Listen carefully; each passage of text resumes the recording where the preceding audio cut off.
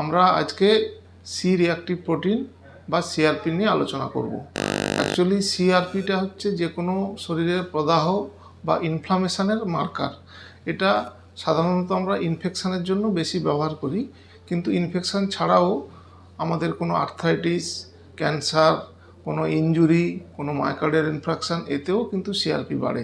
শরীরের যে কোনো প্রদাহ বা যে কোনো ইনফ্লামেশনের কারণে লিভার এই প্রোটিনটা উৎপন্ন করে।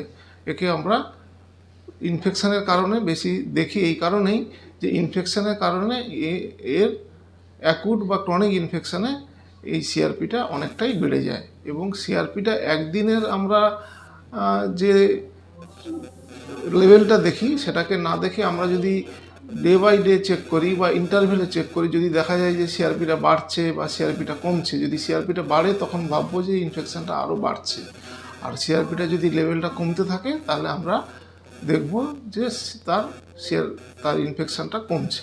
এই হিসাবে আমরা সিআরপিটাকে গুরুত্ব দিই।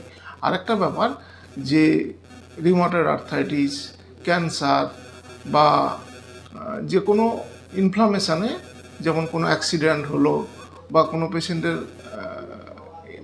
মায়োকার্ডিয়াল ইনফেকশান হলো, সেগুলোও কিন্তু আমরা এই সিআরপি দিয়ে বুঝতে পারি যে তার সিভিয়ারিটি কতটা।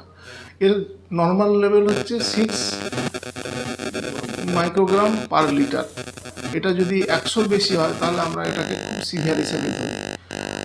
10 থেকে 100 এটা মডারেট। এই হচ্ছে আমাদের সিআরপি লেভেল।